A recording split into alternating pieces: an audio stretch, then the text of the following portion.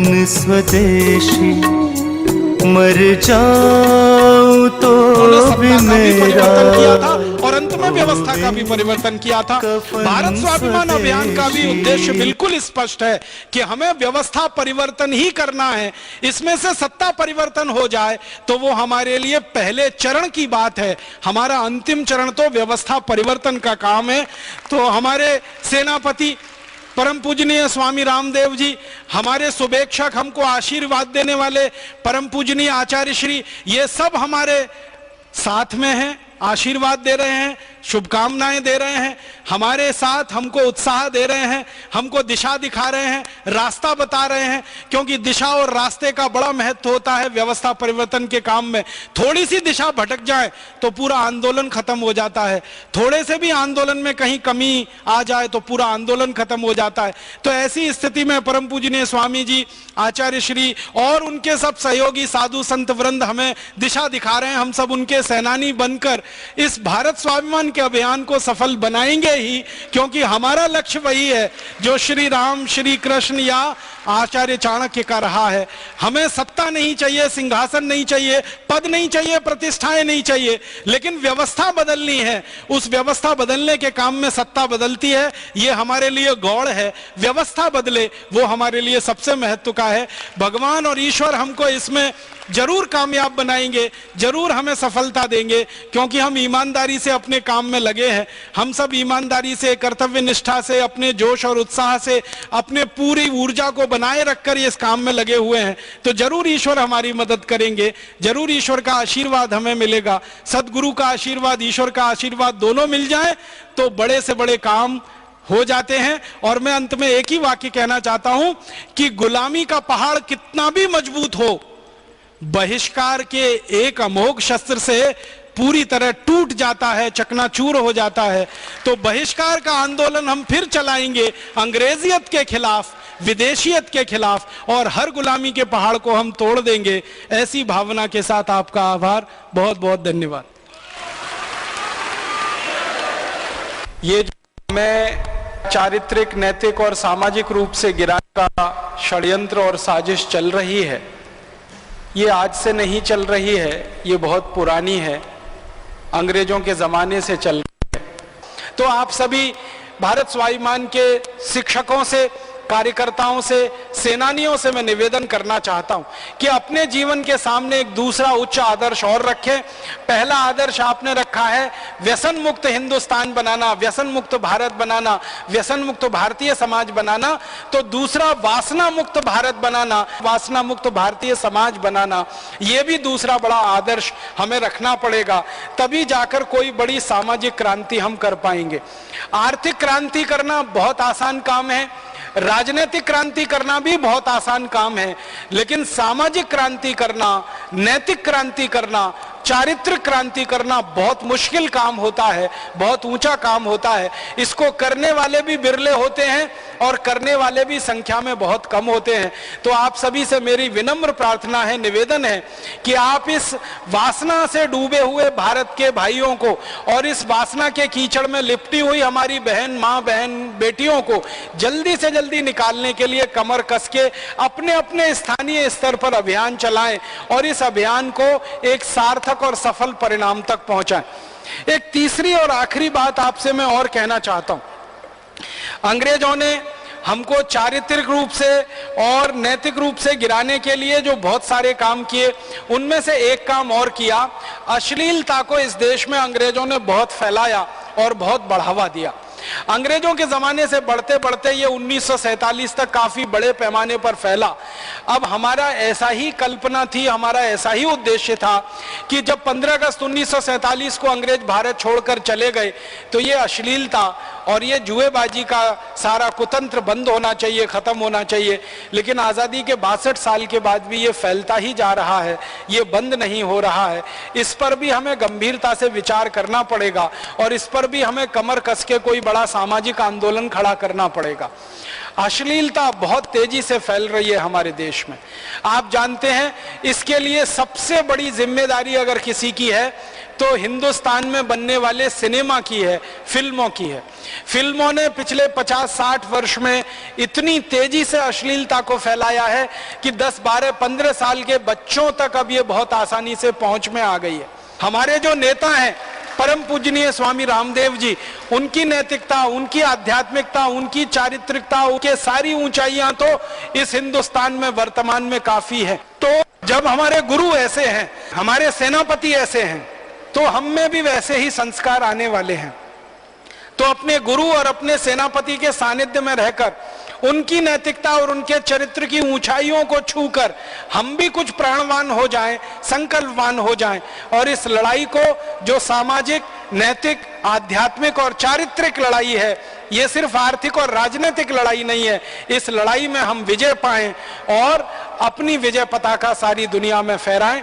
ऐसा बोलकर मैं आप सभी का धन्यवाद करता हूं, आभार करता हूं। आपका बहुत आभारी रहूंगा कि जो बातें मैंने आपसे कही हैं, इनको आप हमेशा हृदयंगम करके रखेंगे, इनको अपनी समझ में रखेंगे, अपने दिमाग में रखेंगे और अपने जीवन के कदम कदम पर इस प्रयास को करते रहेंगे कि हमें चारित्रिक रूप से, नैतिक रूप से, आध्यात्मिक रूप से ऊंचा होते जाना है और दूसरे अपने सहयोगी भाइयों को चारित्रिक रूप से, नैतिक रूप से, आध्यात्मिक रूप से ऊंचा उठाते जाना है। उनकी व्यसन मुक्ति करानी है, शराब मुक्त करना है, व्यसन मुक्त करना है, वासना मुक्त करना है, उनको सभी बुराइयों से, सभी दुर्गुणों से बाहर निकालकर इस आध्यात्मिकता और सामाजिकता के उच्च पथ पर ले जाना है। भगवान हमको इसमें शक्ति प्रदान करे, ईश्वर हमको इसमें शक्ति प्रदान करे, ऐसी उनसे मैं प्रार्थना करता हूं। हम सब में संकल्प भरे, ऐसी मैं ईश्वर से प्रार्थना करता हूं और हम सब ईश्वर पुत्र अपने सदगुरु के साथ मिलकर इस अभियान में कामयाब हों, ऐसी बहुत बहुत शुभकामनाओं के साथ आपका आभार व्यक्त करता हूं। दवा एक ऐसी संवेदनशील वस्तु है जिसका उत्पादन अगर आपके हाथ में नहीं है, किसी दूसरे के हाथ में है, तो वो कभी भी आपको ब्लैकमेल कर सकता है। मान लीजिए देश में कोई महामारी फैल गई, प्लेग फैल गया। अब आप कल्पना करिए कि प्लेग में काम आने वाली दवाएं अगर किसी विदेशी कंपनी के हाथ में है, सारा उत्पादन किसी विदेशी कंपनी के एकाधिकार में है या विदेशी कंपनी पूरी तरह से आयात करके उस दवा को लाती है, तो महामारी के समय में वो कंपनी सरकार के साथ बोलेगी कि भाई ये 100 रुपए की दवा है, हम तो इसको 1000 में बेचेंगे, 10,000 में बेचेंगे, आपकी मर्जी है तो लीजिए, नहीं है तो नहीं लीजिए, तो सरकार के हाथ पैर फूल जाएंगे। महात्मा गांधी कहा करते थे कि जब गुलामी का पहाड़ बहुत बड़ा हो जाए तो बहिष्कार वो डायनामाइट है जो किसी भी गुलामी के पहाड़ को तोड़ सकता है। ये गांधी जी कहा करते थे। 1942 में उन्होंने भारत के लोगों को यह कहा था कि अंग्रेजों की गुलामी बहुत बढ़ गई है, अब इस अंग्रेजी गुलामी को तोड़ने का एक ही रास्ता है कि आप अंग्रेजों का और अंग्रेजी वस्तुओं का बहिष्कार करें, उसके बाद ये गुलामी टूट जाएगी। और भारत के लोगों ने किया और अंग्रेजों की गुलामी टूटी और 15 अगस्त 1947 को हम आजाद हो गए। महात्मा गांधी की यही बात मैं आपको याद दिलाना चाहता हूं कि अभी ये विदेशी कंपनियों की गुलामी बहुत बढ़ गई है, दवा के क्षेत्र में उनकी लूटखोरी बढ़ गई है, उनका मुनाफाखोरी बहुत ज्यादा बढ़ गया है। भारत से जो लूट लूट कर वो पैसा ले जा रहे हैं, दिन दिन बढ़ता ही जा रहा है, रात रात बढ़ता जा रहा है। पहले 60-70 करोड़ रुपए लेके जाते थे 1970 में, आज बड़े आराम से हर साल 32 से 35 हजार करोड़ तो ऑफिशियल उनके आंकड़े हैं, वो लूट के ले जा रहे हैं यहां से। फाइजर है, ग्लेक्सको है, एली लिली है, स्मिथ लाइन बीचम है, मैंने आपको बताया सीवग आएगी है, सेंडोज है, वुरुज वेलकम है, ऐसी 50 एक कंपनियां हैं। तो आप इसमें एक बड़ी मदद करिए, देश को इस समय आपकी बहुत जरूरत है।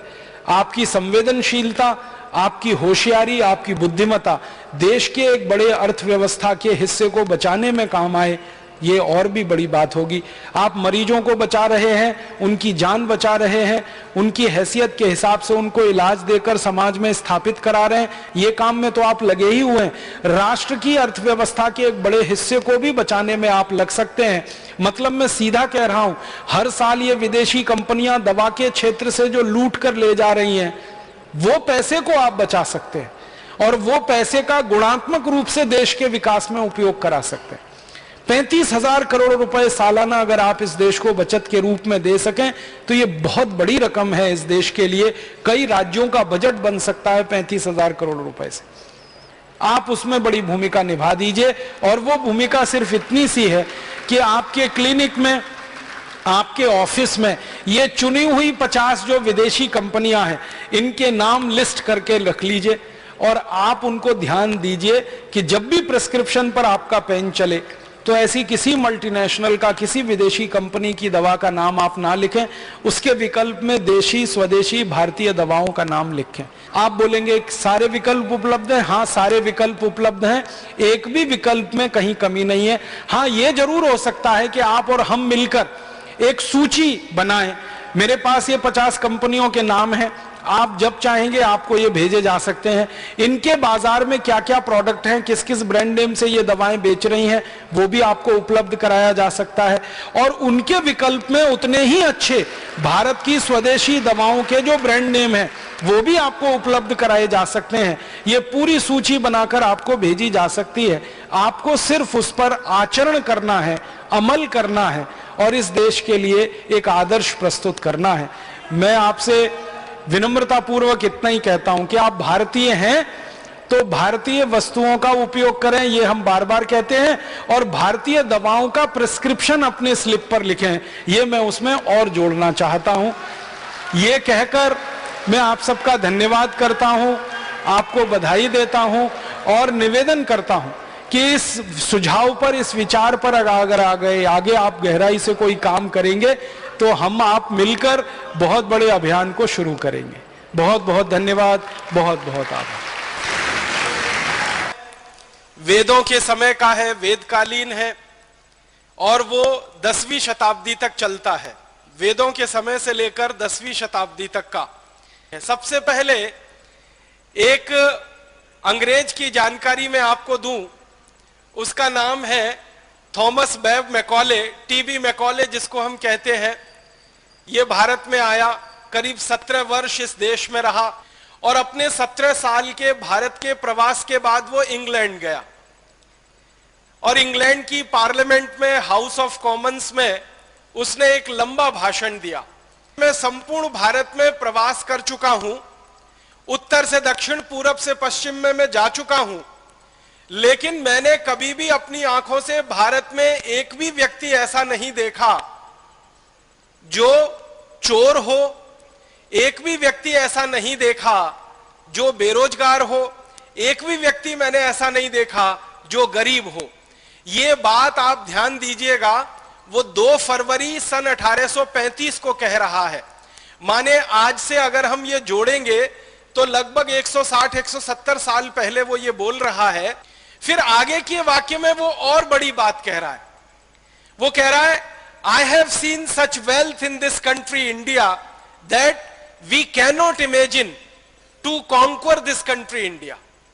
वो कहता है कि भारत में इतना धन और इतनी संपत्ति और इतना वैभव मैंने देखा है कि इन भारतवासियों को गुलाम बनाना बहुत मुश्किल काम है, ये आसान नहीं है। फिर इसी भाषण के अंत में मैकॉले एक वाक्य और कहता है, उसको मैं सीधे सुनाता हूं। वो कहता है कि भारत में जिस व्यक्ति के घर में भी मैं कभी गया तो मैंने देखा कि वहां सोने के सिक्कों का ढेर ऐसे लगा रहता है जैसे कि चने का या गेहूं का ढेर किसानों के घरों में रखा जाता है। माने सामान्य घरों से लेकर विशिष्ट घरों तक सबके पास सोने के सिक्के इतनी अधिक मात्रा में होते हैं कि वो ढेर लगाकर उन सिक्कों को रखते हैं। और वो कह रहा है कि भारतवासी कभी इन सिक्कों को गिन नहीं पाते। एक प्रमाण मैकॉले का भाषण ब्रिटेन की संसद में 2 फरवरी 1835 को। ऐसा अद्भुत देश हमारा भारत रहा है जो अंग्रेजों के आने के पहले तक था। तो फिर आप बोलेंगे इतनी गिरावट भारत में कैसे आई? ये सारी गिरावट भारत में आई अंग्रेजों की नीतियों के कारण और अंग्रेजों के कानूनों के कारण। अंग्रेजों ने देखा कि भारत की सारी व्यवस्थाएं इतनी अद्भुत हैं, तो इन सारी व्यवस्थाओं को खत्म करना है, तोड़ना है, क्योंकि गुलाम बनाना है भारत को। कोले कहता है कि भारत को गुलाम बनाना है तो भारत की संस्कृति, सभ्यता, शिक्षा, इन सबका नाश करना पड़ेगा। तो उनका नाश करने के लिए उन्होंने कानून बनाए। सबसे पहले एक कानून बनाया, इंडियन एजुकेशन एक्ट, और उस कानून के आधार पर भारत के गुरुकुल बंद किए गए और धीरे धीरे भारत की शिक्षा व्यवस्था का नाश हो गया। फिर अंग्रेजों ने एक दूसरा कानून बनाया कि भारत की वस्तुओं पर ज्यादा से ज्यादा कर लगाओ और अंग्रेजी वस्तुओं को भारत में टैक्स फ्री कराओ। उसके बाद भारत के कारखाने बंद हो गए, फिर भारत का निर्यात खत्म हो गया, फिर भारत की कृषि व्यवस्था के लिए अंग्रेजों ने कानून बनाया कि किसानों के ऊपर 90% लगान लगाओ और किसानों की जमीनें छीनने के लिए लैंड एक्विजिशन एक्ट बनाओ। उसके बाद हिंदुस्तान के किसान बर्बाद हो गए। अगर अंग्रेजी